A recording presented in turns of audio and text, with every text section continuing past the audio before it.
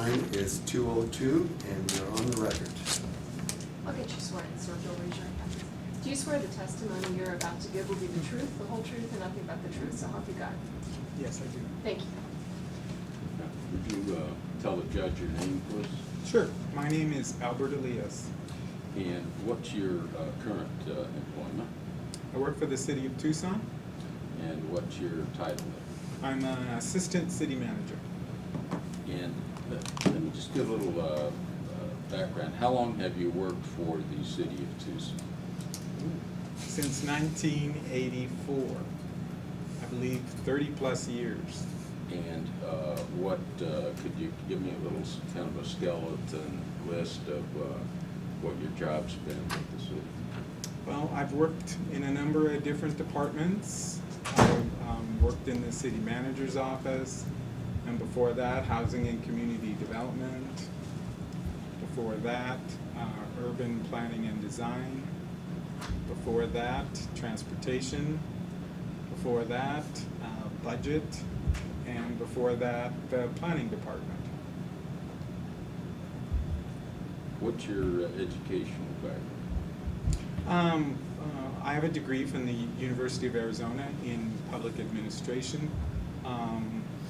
Most of my professional expertise is in planning and management.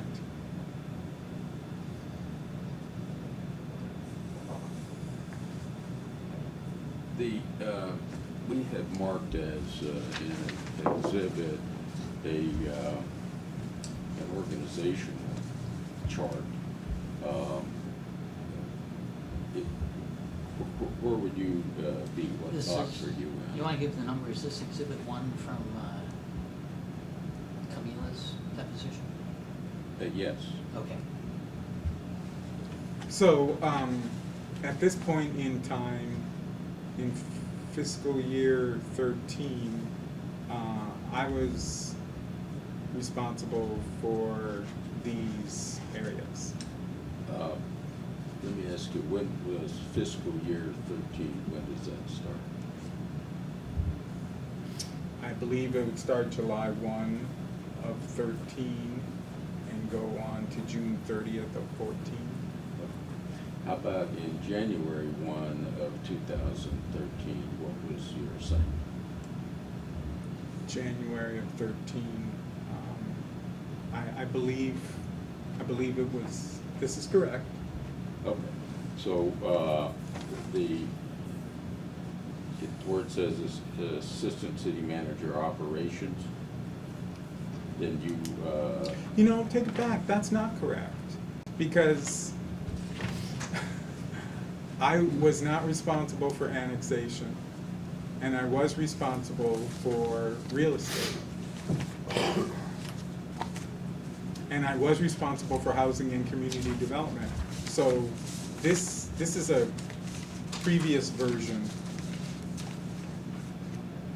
Okay, so. So real estate would go under my line. I wonder if you could just put your initials or identify which you were in charge of real estate. Yeah, so we got real estate, Yeah.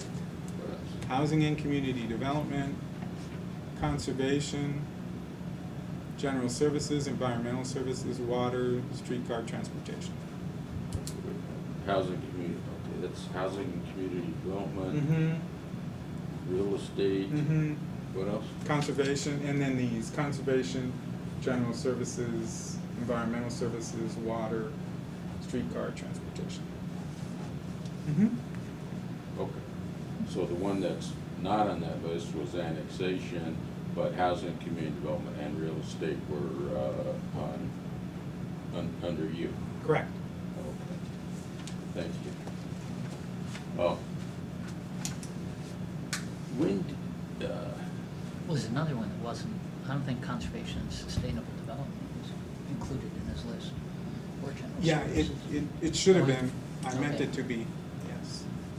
The only one in that wasn't mine is annexation. Okay. okay. When did you first learn about the interest of Grand Canyon University in this property in Tucson? When? When, yeah.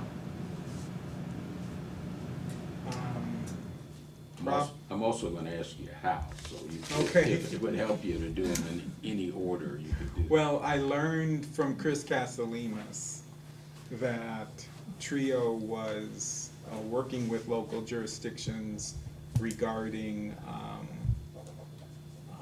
a prospect who was seeking proposals in the Tucson area. Actually, they were seeking proposals in a number of different areas, including Tucson. Okay.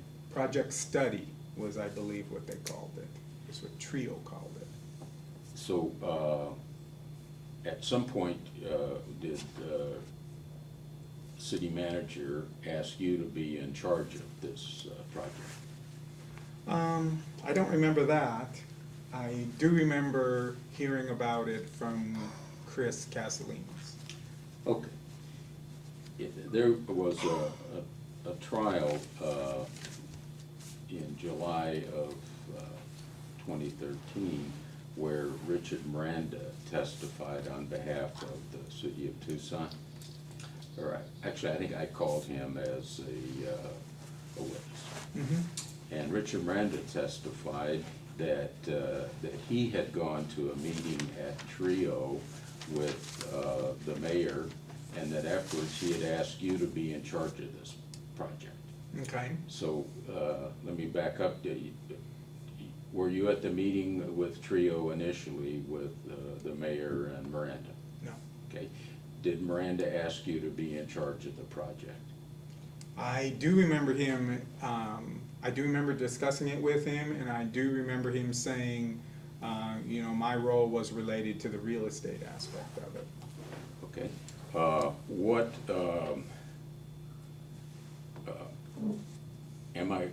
Were you in the manager's office, other than the manager, the person who was of the highest rank in charge of this economic development team looking at this project? No, economic development answered to the manager, Okay. not in my line of responsibility, What was your role? from the real estate perspective, because that was my responsibility. Okay. And what did you do from the real estate perspective? Well, I remember Chris provided me a briefing about the solicitation that had been forwarded from TRIO, and they were looking for, the prospect was looking for land in the city for their project.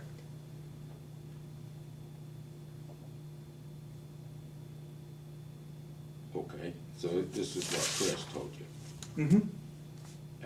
Was that yes? Yes. Yeah. And did you, where did you then get further information about what they were looking for? Well, initially, I got the information from Chris that TRIO had provided. And what kind of information was that? I remember it being like a request for proposals type material, and it was, as I said, seeking a development site, and there was some information about the type of development that it was, and it also had information about their interest in kind of where they wanted to be in the city, what kind of locational requirements they had, how many acres they required, that type of thing. Yeah. And was this given to you as a hard copy document? I believe it was, I think it was given to me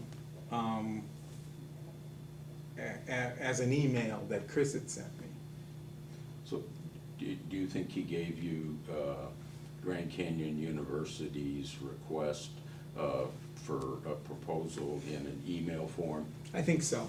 Yeah. And in your office, when you received that, did you set up a file? How do you create your files in your office? Well, it depends on what it is. Okay, let's say this project. I probably would not create a file on this at this point because it was still in a pretty initial stage. Usually that's my pattern. I wouldn't create a file at an early point in a project. Yeah. At what point in this project did you create a file? Well, after there'd been a couple of further discussions internally about it, and I remember that when we had some discussions about what might be appropriate property that the city owns, that might meet the criteria that was listed in the RFP. I think that was the first time I ever remember putting a paper clip around a couple of pieces of paper where we'd done some initial research. Yeah, do you know when that was? I don't remember the precise date, but it probably was following that field trip up to the Grand Canyon campus site with all the TRIO folks and the other jurisdictions. Yeah. You were there at that field I trip? was, and I was at that field trip. Yeah. And what was your understanding of what TRIO was looking for? Well, as I said, at that point, we knew that, I learned that Grand Canyon University was seeking a potential campus in the Tucson metro area. And the trip helped me understand what their current campus was like, because I'd never been to it before. So I had seen the RFP, reading through that, but then actually seeing their site helped me get a better understanding of what they might be seeking as far as land requirements go. Yeah, what was your understanding of what they were seeking? My understanding is they were seeking a fairly large site, maybe in the 100-acre range, and they wanted to have sufficient site for a long-term build-out of a campus. And that initially it would be modest kind of development, but eventually over time they would build it into kind of a full campus like the one in Phoenix. How many acres in the one in Phoenix? I don't know. I don't know. I could guess, but I don't really know. You said there were initial discussions in Tucson. Who participated in those discussions? The initial discussions were Chris Casalimas and Nicole Gavin and myself. And what was Nicole Gavin's role? Again, just trying to understand what the proposer was seeking and what opportunities there might be in our community. What was her employment title, Nicole's, at that time? I believe she was assistant to the city manager. Okay. And is that different than your title at that time? Yes. Okay. You were an assistant city manager. Right. And she's an assistant to the city manager? Correct. What does that mean? There are different job classifications. Okay. But does she have a particular assignment on this chart? She would answer to the city manager, and the manager would give her assignments. Okay. So on the organizational chart, she wouldn't be on this particular chart? That's correct. Right, okay. And then in terms of this Grand Canyon University deal, do you know what her assignment was from Richard Maranda? Objection to form. I specifically do not know because I wasn't there when she was given any direction by him. Okay. You worked with her for a couple of months on this project. I worked with Nicole for many years. Yeah. Did you work with her for a few months on this project? Yes. Yeah. Did you develop a sense during that period of time of what her role was in this project? I think her role was to work with Chris and myself and any other city staff who might need to be part of the evaluation of what Grand Canyon wanted, and to work with us in trying to put together a proposal to send to Grand Canyon. So that would be my observation, that she was working on that. Okay. Now, the Tucson City Charter makes the city manager responsible for the real estate that the city owns. Would you agree? Yes. Okay. And do I understand then that the role that the city manager would have concerning real estate was your portfolio? Yes. Okay. The, how was it decided that a parcel of city land that the city owned that was being used would be offered to Grand Canyon? I think there were, I know I had this conversation with Chris about private parcels that could be considered and public parcels that could be considered, publicly owned parcels that could be considered. So he told me that he understood that there were some private parcels in consideration. So our work could be more on the public parcels that could be considered. Well, the City of Tucson real estate is in different categories. You have property that is being used by the City of Tucson, correct? Mm-hmm. Yes. And you have a category of property the city owns that they may in the future use for city needs, correct? Well, How is any of this related to getting at what I'm documents? asking a series of questions, and it will be going precisely to what you're concerned with. well, maybe I can clarify. Yeah. All city-owned property is held in, there are records of all city-owned property. And that can all be found on the city's website. Okay. And every single property has an identifying number. And that number includes some basic information about the property. The size and which departments are involved with that property.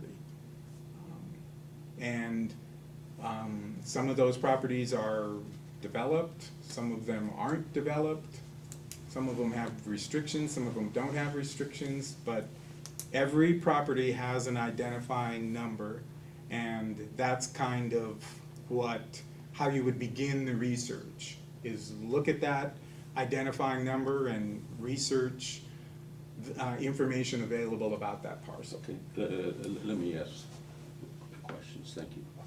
The city administrative directory defines city property as 3 classes.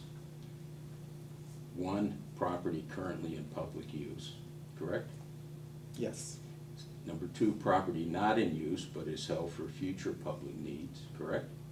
Okay, yes. And number 3, property not in use, which is surplus to the current and future needs of the Mhm. city of Tucson. Yes. Correct? Yes. Is there any other category? Not really. They would all fall in one of those 3 categories. Okay. Would you agree that property currently in public use, are you aware in your employment of the city of Tucson when any property in that category has ever been sold?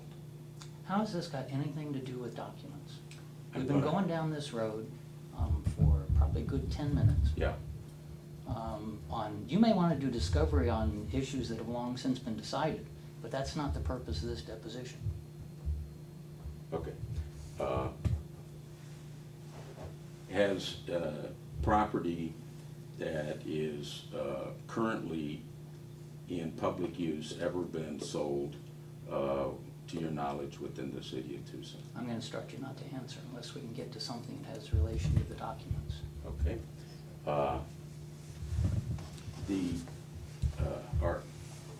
Your lawyer has instructed you not to answer. But let me ask you this, do you recall sending an email to, I forget his name, where he had asked whether Tucson, property that was in public use had ever been sold? Do you recall answering any emails on that question? You have no idea who this is to? Yeah, I can't remember his name right now. So. I'm objecting to the form. I mean, you mean obviously with the Okay, relation to this case. Did you have any meetings where you discussed that, a public park that's used as a golf course would be offered for sale? Did you have a meeting where you discussed whether a public asset in current use should be offered? Yes. Okay. Who met and discussed that? Well, like I said, I believe I had that discussion with Chris, and we were discussing, I believe, 4 different parcels that the city owned. And they were in different, they all had different uses on them. Yeah. Was this discussion, were there any writings created as a result of that discussion? The only thing I know is something that was, I handed over, there was a little map of the parcels, and it had little stickies, and each sticky had some information about each of the 4 parcels that we were talking about. Yeah, what I'm talking about was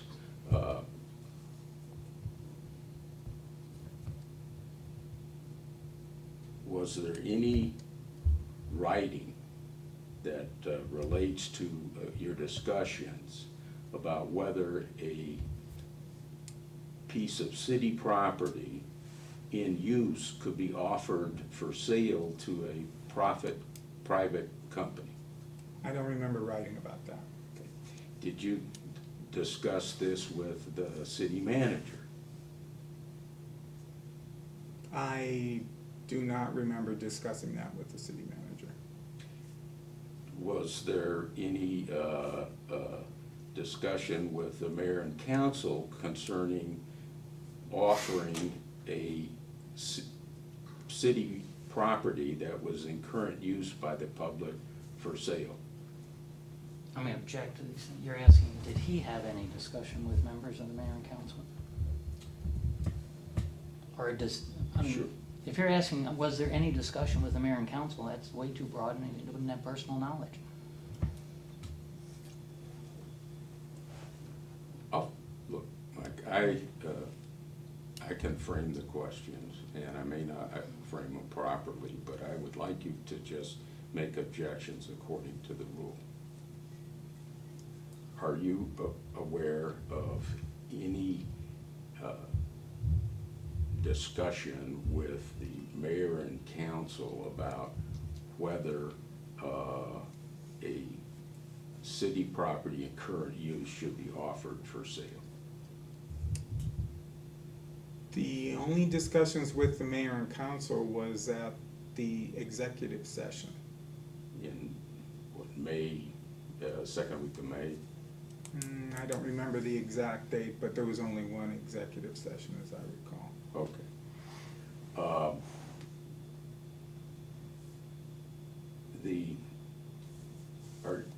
Are you familiar, or were you at that time familiar with the historical nature of El Rio Golf Course? I'm not sure what you mean by historical nature. I mean, how the city came into ownership of the property, is that what you're talking about? Sure. Well, yes, like I said, that the city's website has information about each parcel, and I remember that it says the date when the city came into ownership of the property. So yeah, I would be familiar with that history. Yeah, did you, were you aware that it was the first grass golf course in southern Arizona? I did not know that. Did you know that it was the scene of a sort of a major political history within Tucson, of the neighborhood protesting when the city first took ownership? I'm going to object and instruct him not to answer unless we're getting back to documents. If you can show me a way this gets back to knowledge of documents, which is what this is about. Yeah, okay. So your attorney is instructing you not to answer about your knowledge of the history of El Rio in relationship to Mexican-American politics, Tucson politics, Chicano politics. Do you understand that? That is correct. Okay.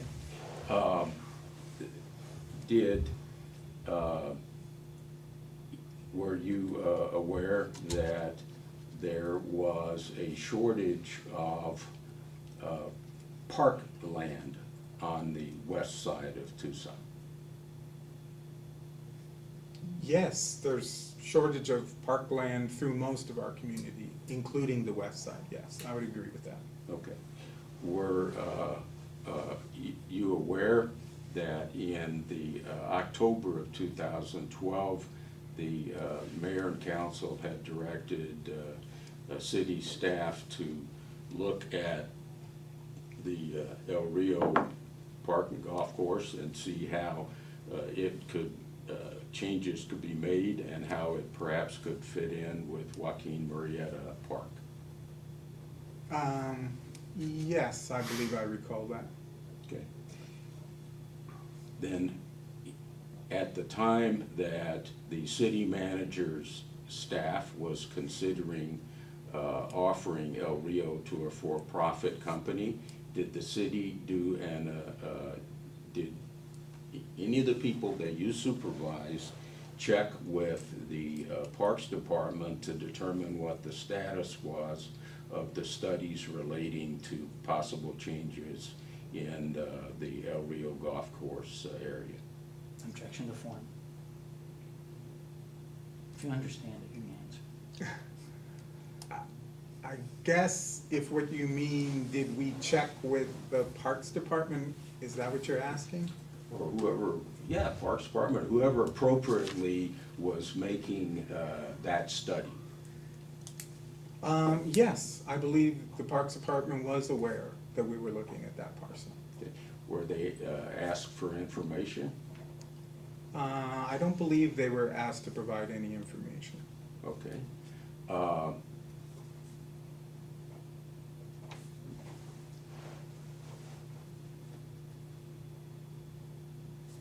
I've not seen any documents where the city took into consideration in offering this property to Grand Canyon what the planning was in the Parks Department.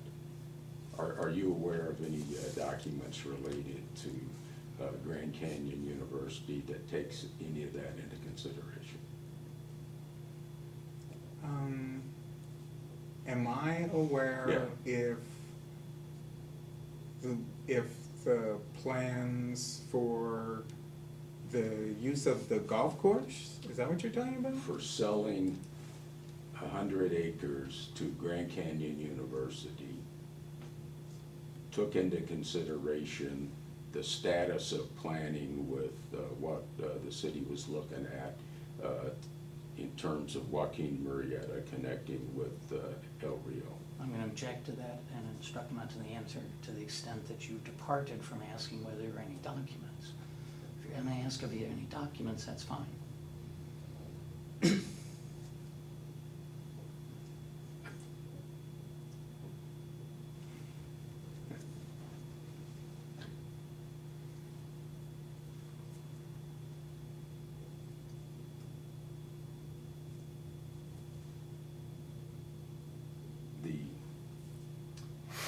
In the city's offering the 100 acres of El Rio, are you aware of any analysis of the effect of taking 100 acres of green space away from the west side, what the effect would be on the shortage of park space on the west side? Is that a written analysis? You know, I'm asking for an analysis, and then he can later tell me if it's in writing, if it's in electronic, or in whatever form. Or perhaps he could tell me that he did a mental analysis and never told anybody.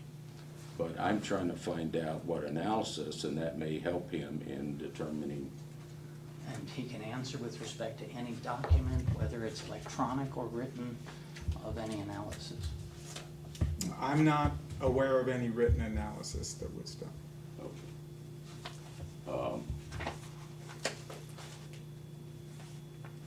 And that would include electronic? That's correct. Yeah. And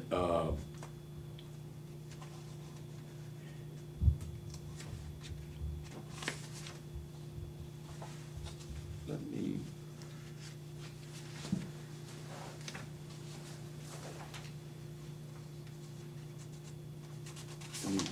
show you what this marked as. If you give me one of those, I can.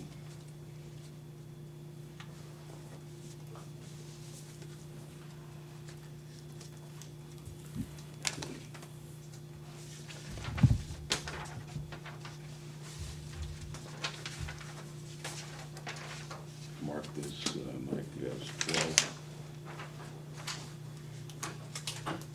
12, so these are sequential with the earlier ones today. Yeah. Hopefully.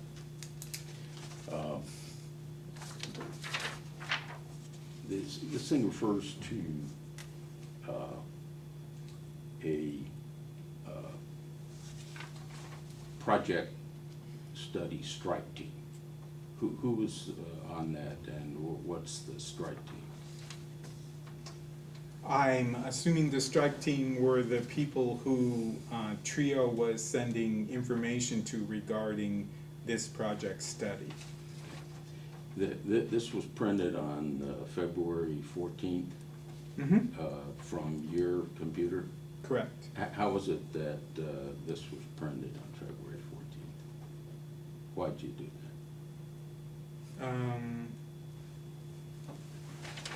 I don't know why.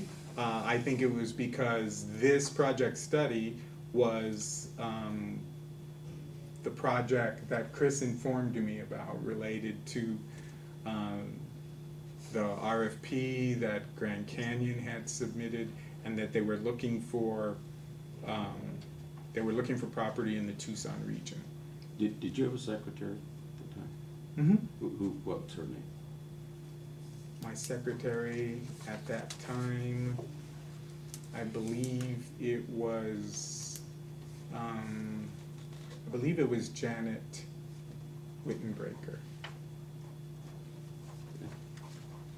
Who's your secretary now? Has it changed? Yes, Janet is no longer, well, she's on leave, so we have a substitute right now. And starting when? I think about 3-4 weeks ago. Had your files been requested prior to that date? Prior to this date, I do remember getting a request that the city clerks had forwarded regarding seeking information about Grand Canyon. Okay. And did you turn any information over to anybody? I just looked at my emails to see what I had. Yeah. And what you do once you looked and saw you had emails? I remember I remember discussing the emails with the attorney's office. And they asked if I had anything beyond those emails, and at the time I said, no, I don't think so. So did they look at the emails you had? I'm not sure, I assume they did. Yeah, who in the city attorney's office did you talk with? I think it was Dennis McLaughlin. Is that your handwriting? Yes, that is my handwriting. Do you know around what period of time those notes would have been taken, or what? Yes, I believe this was part of the early research. Research may be overstating it, maybe just some notes regarding parcels that were under consideration for this project study. Would it have been around February 14th, or around the date on top? I think it was somewhere in there. I do remember this February 25th was the key date, because that was when there was to be a proposal submitted. That's the deadline I remember. Okay.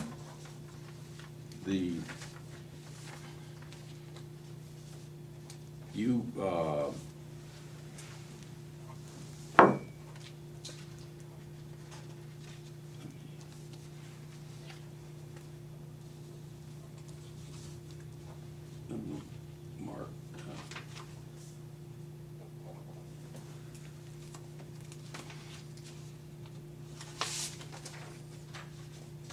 this would be 13.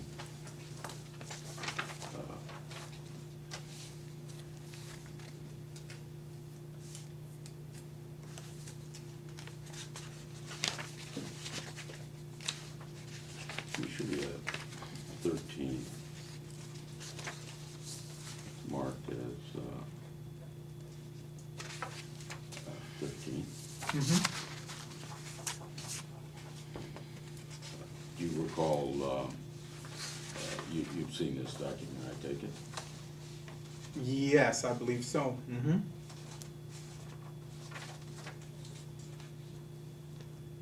And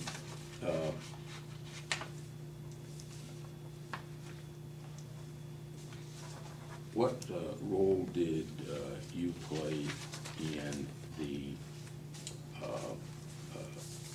requesting an appraisal of the El Rio property?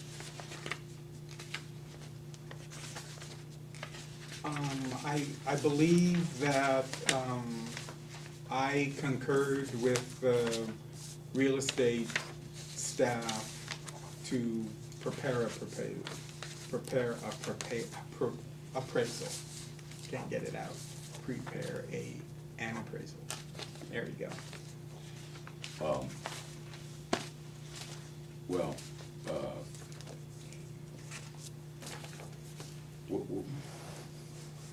the city's required to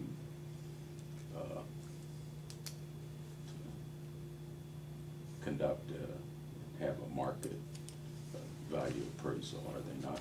Correct. In fact, for projects this size, they would be required to have two appraisals, would they not? Typically, yes. Yeah. And Sometimes even more. and what would the appraisal be covering? What would it determine? Well, the purpose of any appraisal would be to try to establish some basis of value for a piece of property. And that information could be used a number of different ways, but the basic goal is to establish a basis for value. And did you see the appraisal that was sent in this case? I was aware of it, but I don't think I ever had possession of it, and I don't think I ever read it completely. Yeah. And, I am aware it existed. so are you aware that the appraiser was asked to assume a hypothetical condition and give an appraisal based on a hypothetical piece of property different from the condition of El Rio? I don't believe I was involved in giving instructions to the appraiser. That would be something the real estate division typically does. Yeah. Well, if the, well, let me just back up and just, thank you for that, but if you'd answer the question, were you aware that they did not ask for a market appraisal, but simply asked for a hypothetical appraisal as if the El Rio property was a bare piece of dirt with nothing on it? Well, yes, I was aware of that. Yeah. When were you made aware of that? I don't know the precise date, but I believe it would be, you know, once the appraisal was in the city's hands. Okay. And that type of appraisal did not comport with the city rules nor the state rules concerning appraisals. Would you agree? I'm gonna object and instruct him not to answer. It's not only outside of this, it's not clear that there's any foundation if those rules applied at this time. Can you answer the question? No, I'm instructing him not to answer until we can get back to documents. That's what this is about. Documents. Well, Files. yeah. So, my question then is, first, were you aware, okay, your lawyer has instructed you, I want to be clear, you instructed him not to answer whether or not he was aware that the appraisal that came in did not comply with the city and state rules concerning real estate appraisals, That correct? question has nothing to do with this deposition, and you know that. My question is, have you instructed him not to answer that question. Okay, Can we get back to what the judge ordered this deposition to be about? yeah. Was there, are you aware of any written document within the manager's office or the city's, that the city of Tucson has, that analyzed whether that appraisal complied with city rules and state rules? No, I'm not aware of any documents.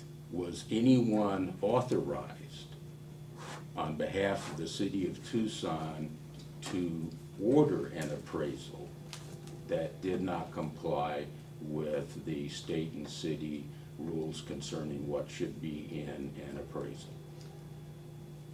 I'm going to object because there's no foundation that this did not in fact comply, given the time it was ordered. Well, that's a foundational objection, but are you instructing this person not to answer? Can you read that question? Question, was anyone authorized on behalf of the city of Tucson to order an appraisal that did not comply with the state and city rules concerning what should be in an appraisal? I will instruct him not to answer that. If you can get back to documents, then he can answer. Yeah. Well, let me just mark, what's the next rule? Would this be 14? Mm-hmm.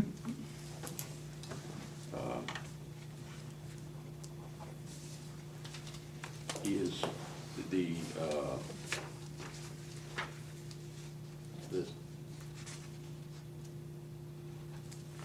if you, have Can I have a marked. copy? Yeah, certainly. Sorry.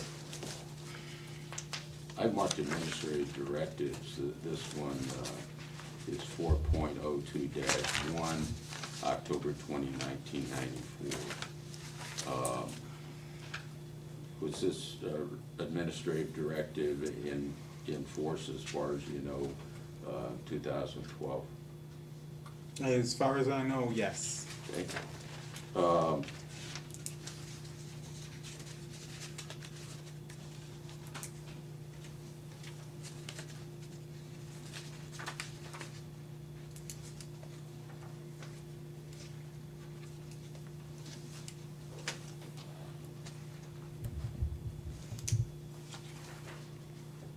Actually,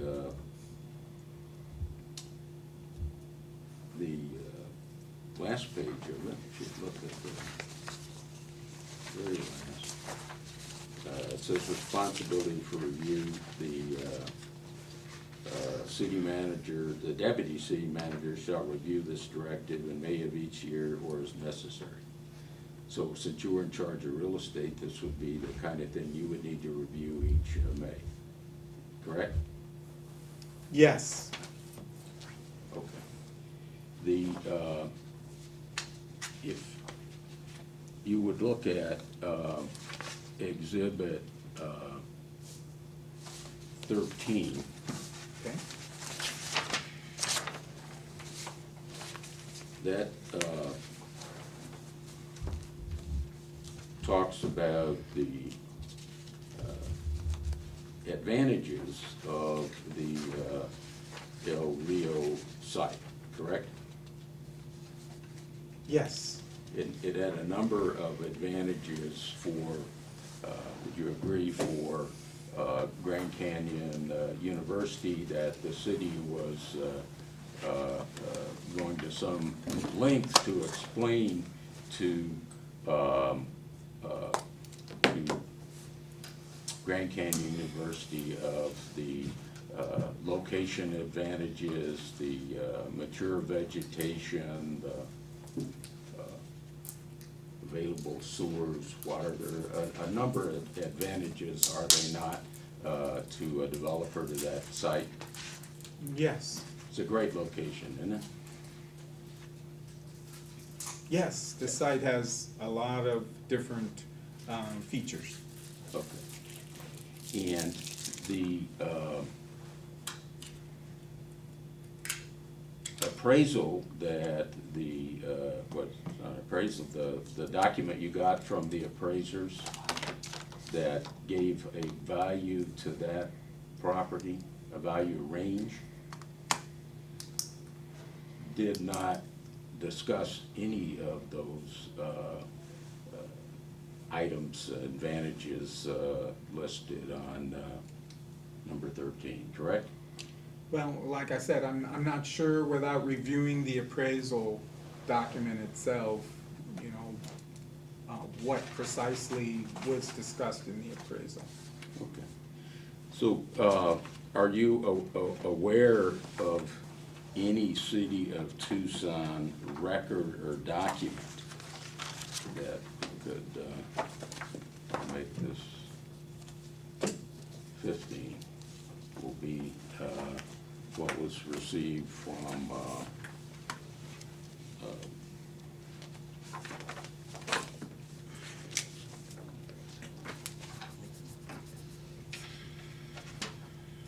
Singleton and Lee? Mm-hmm. Are you aware of any written City of Tucson document that, for purposes of valuing that property, analyzes in any way the kinds of considerations that are discussed in number 13?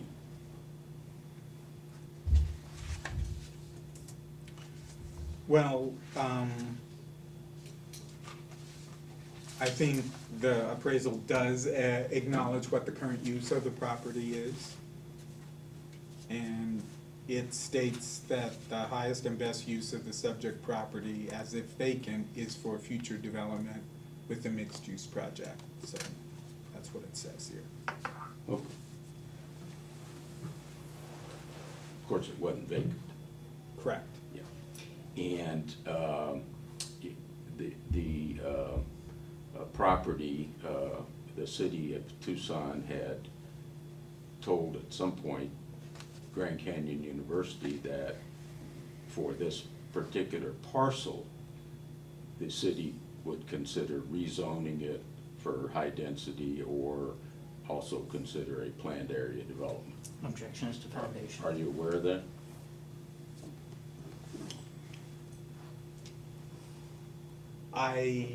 I was aware that the property would need to be rezoned for, if Grand Canyon was to use the property, yes.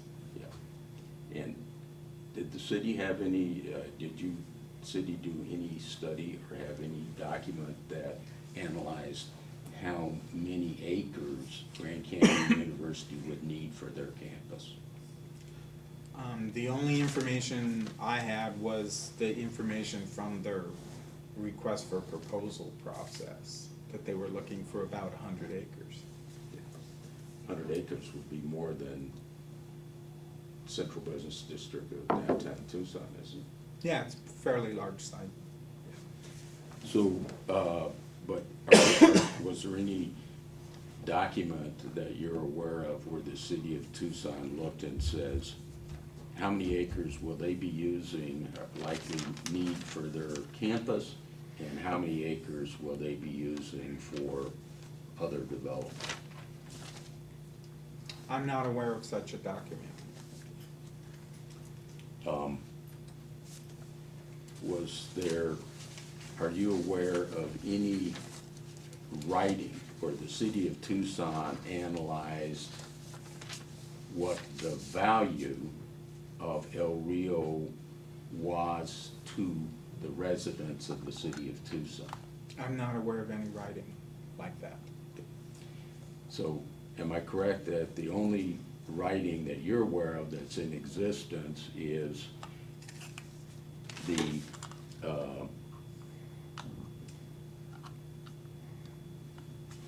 number 15, that hypothetical appraisal that gives a market value, assuming that El Rio was vacant dirt with no grass, trees, or Can you repeat that? Can you reread that? I did not understand that question. Question, okay, see, am I correct that the only writing that you're aware of that's in existence is the number 15, that hypothetical appraisal that gives a market value, assuming that El Rio was vacant dirt with no grass, trees, or not? You mean writing regarding value? Yes. Or any writing, okay. right? Yeah, this is the only document that I'm aware of that speaks to value of the property, and it includes their analysis, the appraiser's analysis of the highest and best use. If the, are there,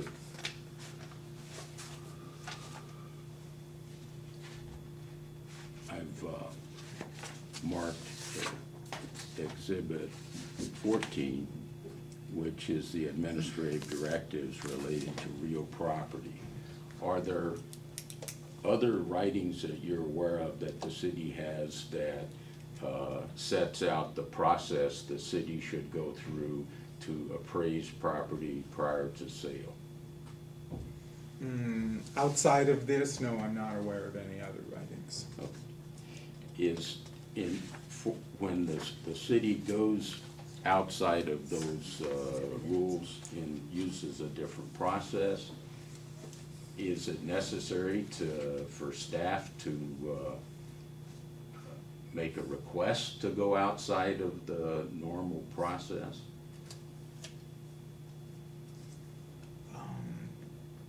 No, I think every appraisal has its own set of instructions based on the property. And sometimes that's, they're different. And sometimes the analysis is with the existing development on it. Sometimes the analysis is as vacant property. And sometimes the analysis may require other considerations by the appraiser. So I think it depends on the property, it depends on what the highest and best use consideration would be. Well, but there's, if you look at H on page 2 of definitions, applicable appraisal standards, it says all appraisals must adhere to provisions of the Uniform Standard of Professional Appraisal Yes. Practice Yes. and relevant statutes, right? Yes. Okay, so if the city's to do an appraisal that goes outside of those standards, is the staff required to get some sort of special permission? Not that I'm aware of, no. They could just order one that does not comply with the professional standards? No, I think every appraisal has to comply with the professional standards. But the basis for establishing value can vary based on the instruction given to the appraiser. Assuming the appraiser follows these Sure. standards. So the appraiser may be asked to evaluate a piece of property based on the existing condition being the highest best use. Did anyone inform you in writing that the appraisal number 15 does not comply with the appraising standards? No, I believe it does. Okay, can we take a break? Time is 2:59, and we're going off the record. 04, and we're back on the record. Who was in charge of this project from the city manager's office? Well, I believe that myself and Chris were the main people responsible. But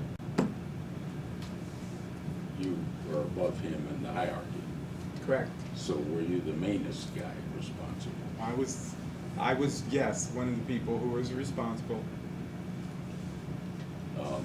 What, in the May 6th, the February 6th meeting up at Phoenix for Grand Canyon, was the mayor present? I don't believe so. Do you know if he phoned in or if he did that at all? I don't recall if he phoned in. I don't believe he was there. Did you take any notes while you were up there? No, I did not. Did you didn't, do you know if anybody took any notes on behalf of the city? I am not aware of anybody who took any notes. You were aware of the request for documents, were you not, that my client submitted on the 13th of May? Huh?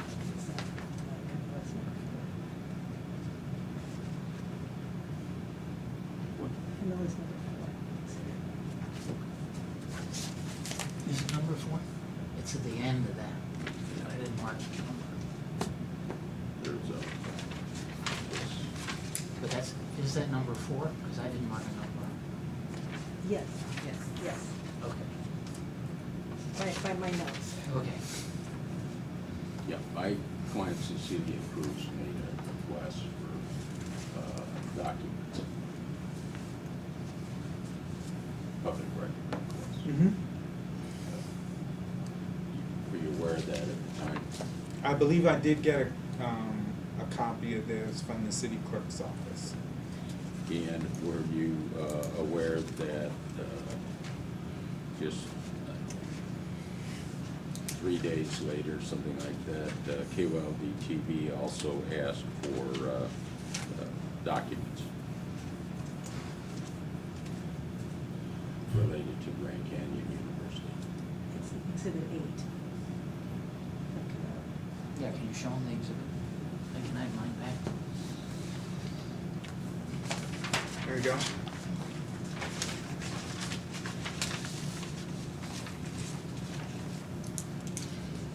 Four and eight.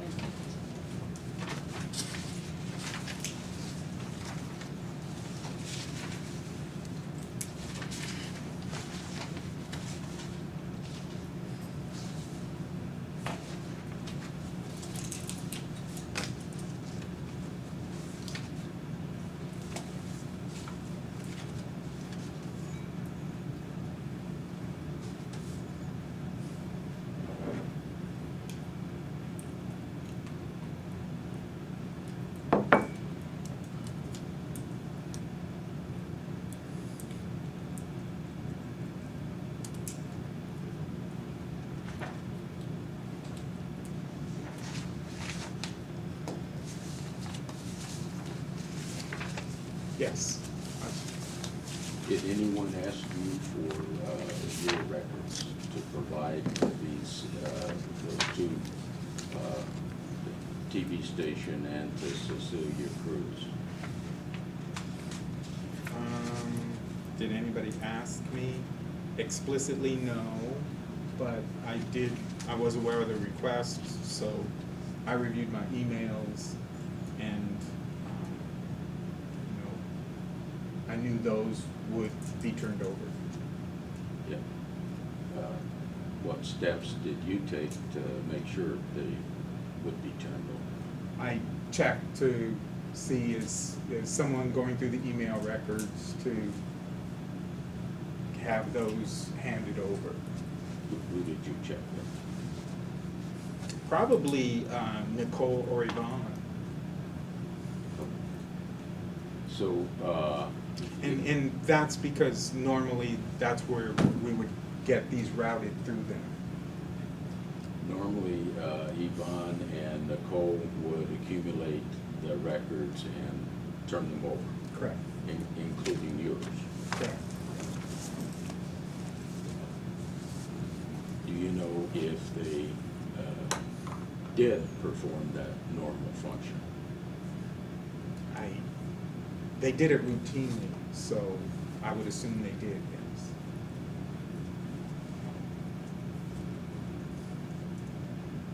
Did you ever learn that Chris Casalima's hard copy files were missing or lost?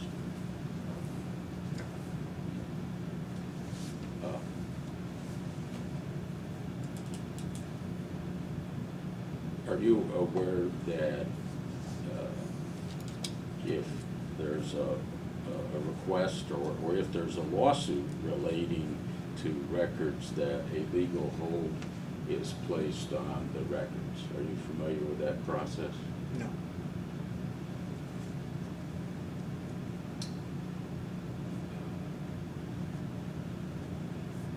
So you're not familiar with a public records requirement in Arizona law that if there's litigation concerning records, that while the litigation is pending, the records sought would be held and not destroyed? No, I'm not aware of that.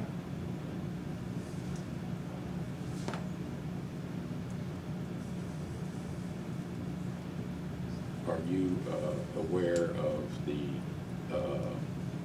rules when an employee leaves employment with the city that their records need to be preserved?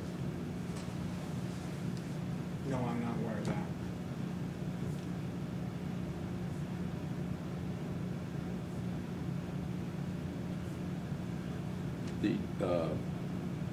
What was Rebecca Wade's job in your office? She was an executive assistant, and I believe she was assigned to work with Deputy City Manager Liz Miller.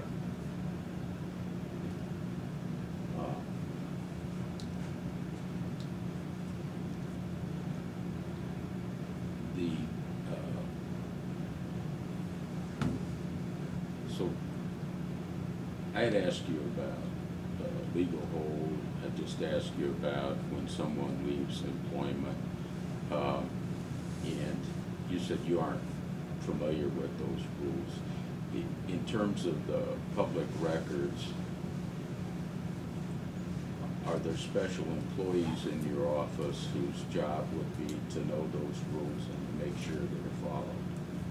I believe so, yes. And who would that be? Well, like I said, my recollection is that at that time, Yvonne Espino was the one who coordinated the public records requests in our office. So I believe she probably had some training in order to perform that job.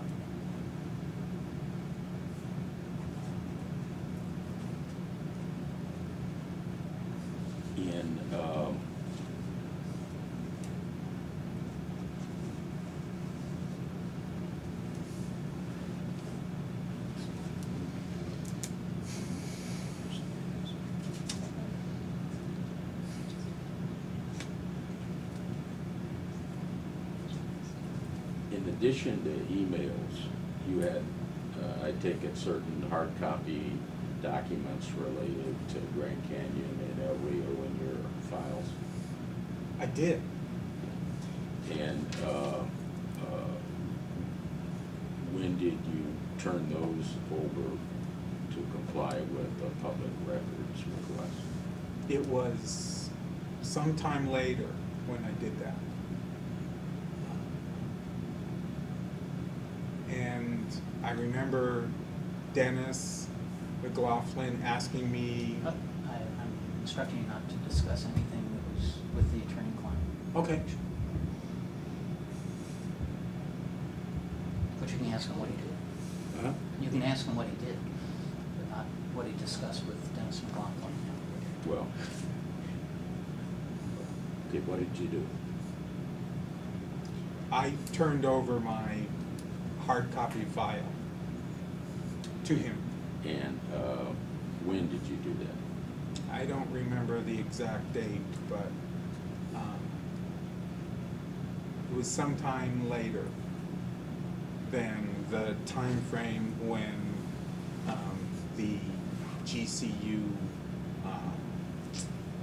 proposal with Trio first came out.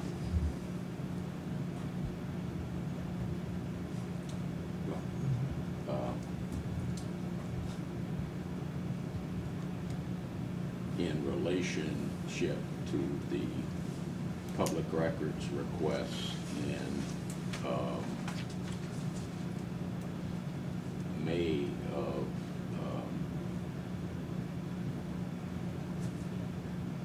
2013, in relation to the request from COT and from Cecilia Cruz, when it would have been? I don't remember the exact date. It may have been around that time.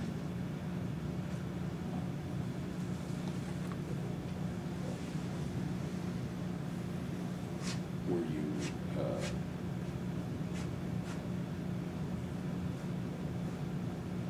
did you take any steps to turn over hard copy documents around the time in February of 2013 when the Josh Prodesky on behalf of the Arizona Republic asked for documents?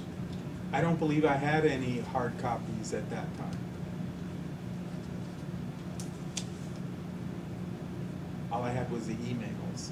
I don't believe I had any hard copies at that time. Well, this would have been, you were in February 6th, you did your tour of Grand Canyon, correct? Right. And you had received some information from Trio as to what they were looking for? Yeah. And,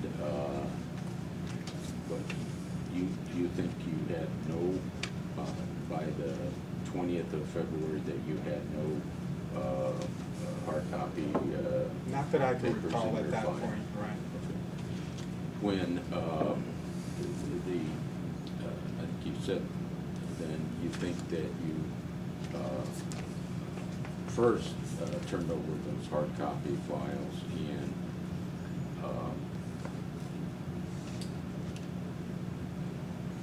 sometime after May of 2013. I believe that's correct. So do you know if it was within, can you narrow that time frame down? No. Okay, can you narrow it to the year 2013? I believe so. Could you narrow it to, since the request came in May, to June, July, August, September, October, November, December? That's 7 months. Can you squeeze it down any in that time frame?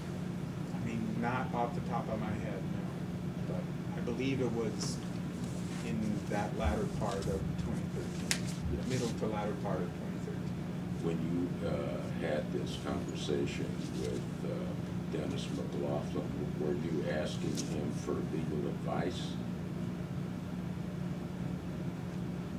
No. What was the purpose of your conversation with Dennis?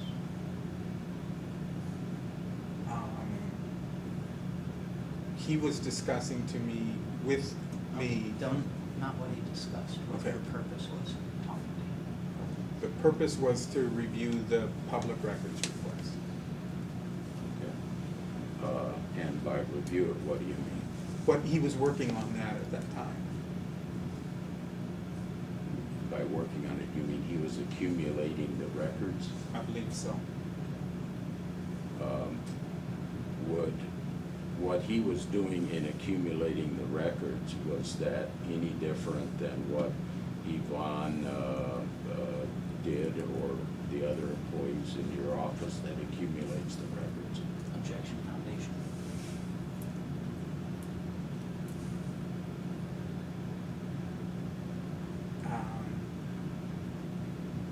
I don't think it was any different, no.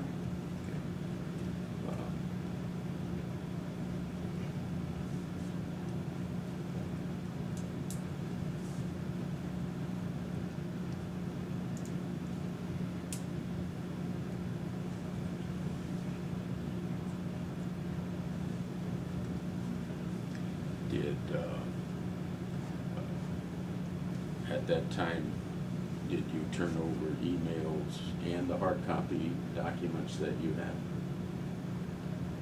At that time, I gave him my hard copies. Do you, what kind of calendar do you keep in your office? I don't keep a hard copy calendar. I rely strictly on the electronic. Okay. Tell me how that works. I check my electronic calendar, tells me where I need to be in terms of meetings, what the subject is. The electronic file will provide me basic information about the event.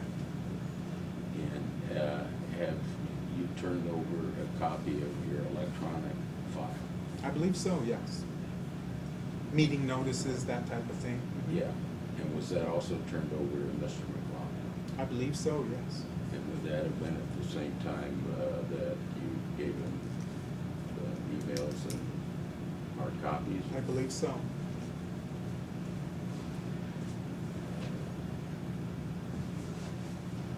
Did, when you turned over documents, did you retain a copy of your hard copy documents that you gave Mr. McLaughlin? No. Did you ever get yours back from him? No.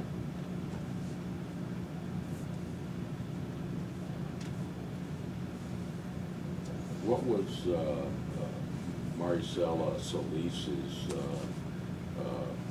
role in this Grand Canyon evaluation of El Rio as a possible site? Well, Maricela Solis was a member of the mayor's staff. And I believe she was on the same field trip that I was on when we went to the Grand Canyon campus. I don't believe she was involved in any evaluation of city property or development of the proposal that was sent in. The, you were at the meeting, in fact, probably in charge of the meeting that determined what price the property would be offered to Grand Canyon. Is that correct? Objection is to form.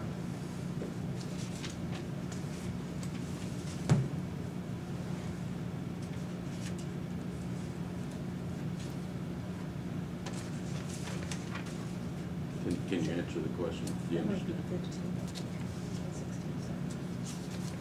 Was I at a meeting when value was discussed? Is that the question?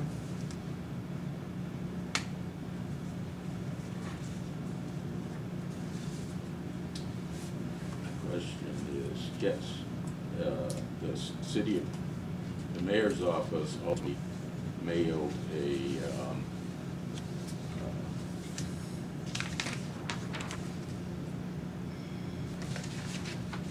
proposal to Grand Canyon that had a price tag. That was the city manager who sent that letter. Yeah. But if you take a look, I've marked, what's it, number 60? Yes. So,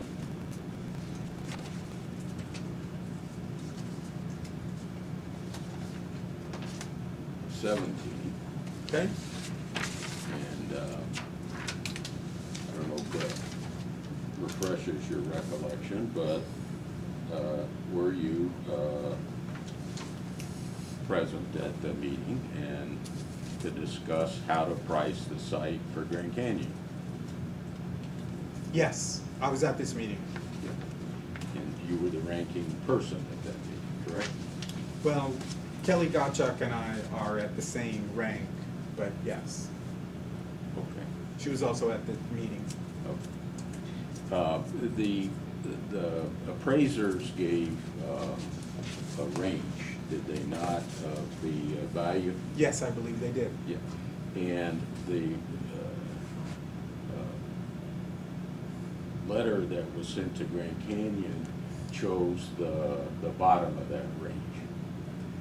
Is there any writing that would show what the thought process was, analysis, or in any way shed light on how the lowest value was chosen? I do not believe there's any writing or analysis that led to that. Well, how did it come about? I'm going to instruct him not to answer. Huh? I'm going to instruct him not to answer. You asked about a writing. That's what this is about. Okay. Did anyone take notes at that meeting? Not that I'm aware of. I did not take any notes at that meeting. Okay. So then, just to make sure I understand this, the appraisal that discussed the El Rio property as if it was vacant dirt gave a price range. The city manager's office, yourself, Ms. Kelly Gottschalk, Chris Casalinas was there, was Nicole there? Yes, Anyone else? that's all I recall. Okay. And a decision was made to offer it at the lowest price in that range. I'm going to instruct him not to answer about the decisions. You can ask about writings. Yeah. And there are no minutes of their notes taken that you're aware of at that meeting that showed the thought process of how that came about, correct? That's correct.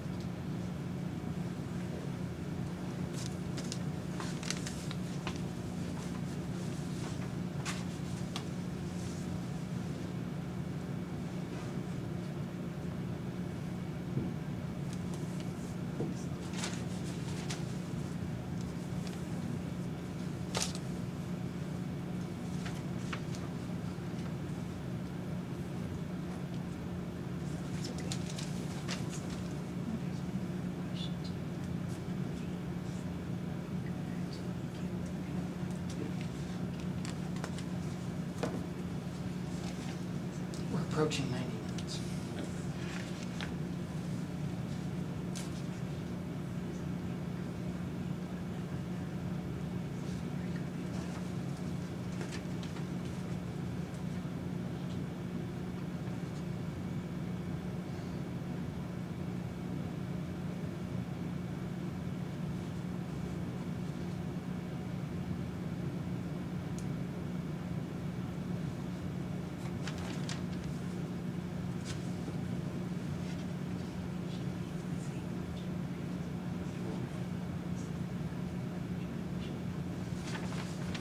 Do you know if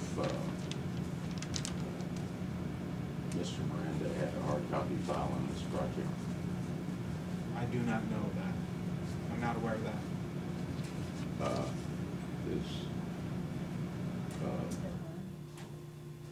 email from Yvonne indicates that Which she... one? Yeah, it's number 8, that she would be taking care of the hard copy file related to Richard Maranda. I read that as indicating it's likely he had one. Does that make sense to you? Objection. He answered that he didn't know.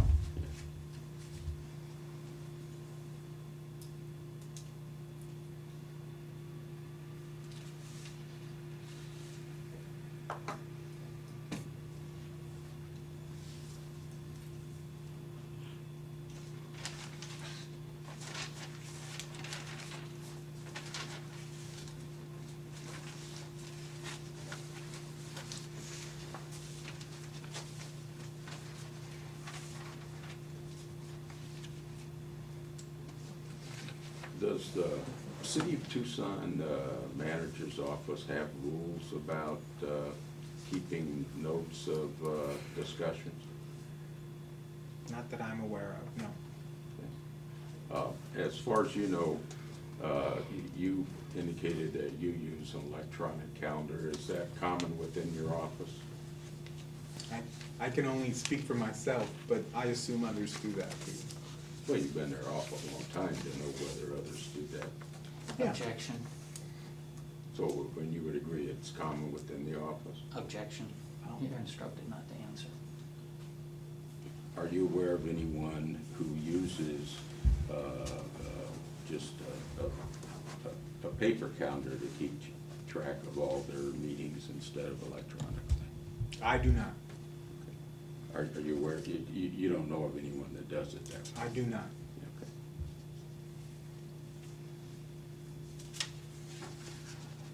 Okay. And is, within your management structure, is it common at notes that someone will take minutes at meetings? No, I don't think that's common. Does it happen?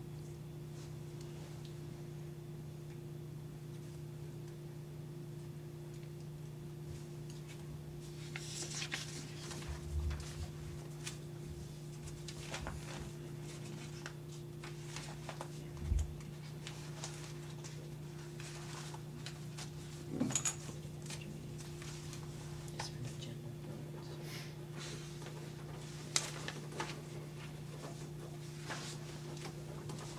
it? Is it, I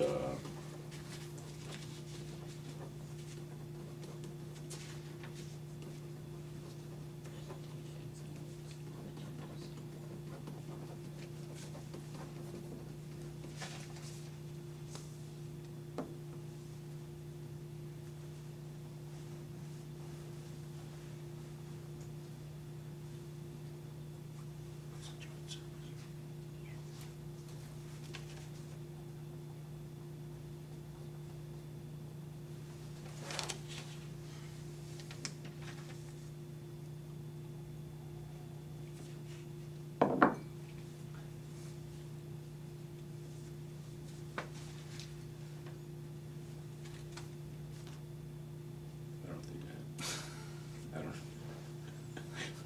I may have one question if I could understand this. We were at, is it?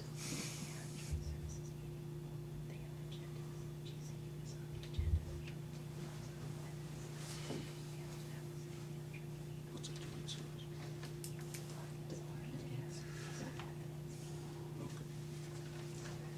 When your apartment has, do they not have joint service meetings? Yes, Yeah. And are there agendas for those meetings? sometimes there are, yes. What, are there generally, or? It depends. Yeah, sometimes we have agendas, sometimes we do not. And whose decision is it when you have a joint meeting as to whether or not there'll be an agenda? It kind of depends on what the discussion is, what the subjects are. Is that something that you decide in advance? Generally, yes. Okay. And then is it your decision whether someone takes notes or not? Generally, no one takes notes at those meetings.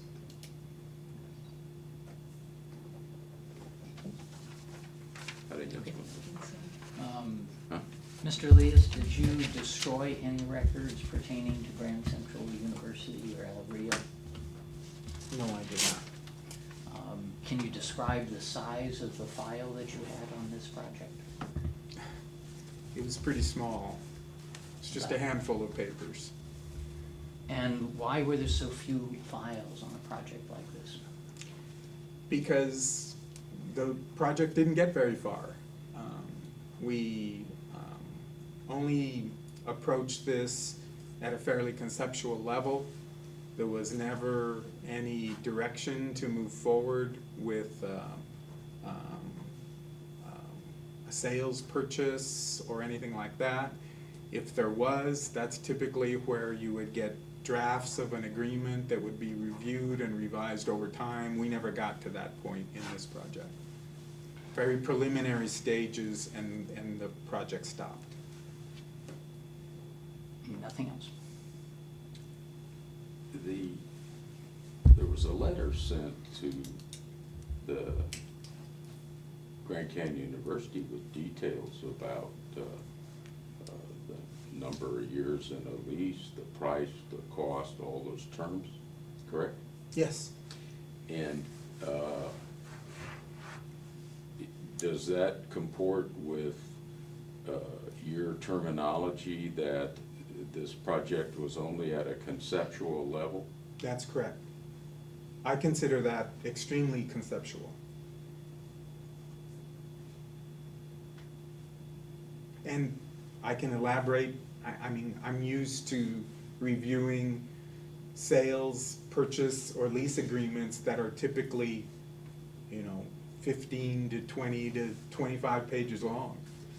We never got past the point of discussion at a very high level, what I would call maybe deal points. So we never even got to the stage of developing a detailed agreement.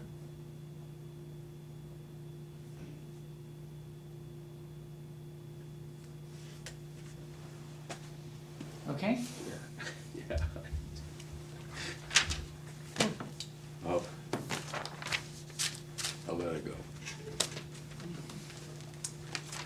The time is 3:36, and we're going off the record.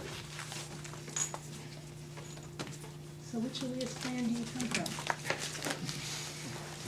My father's name is Albert. I grew up in the Armory Park neighborhood, just south of downtown. And what about Perfecto? Are they cousins or? I believe somewhere there was Oh, but you don't know. I don't know precisely line by line, but Oh. yes, I imagine there was some. I have quite an extended family. Yes, How I about do too. Plutarco? Plutarco, lovely name. I wouldn't do that to my child. That's true, that's true. Somewhere along the lines we're related to that side, but I don't know exactly that. Tucson is a small town. Yeah, it's a So small. if your nickname is El Maximo, you can be named Plutarco. I suppose so, yeah. All right, very good.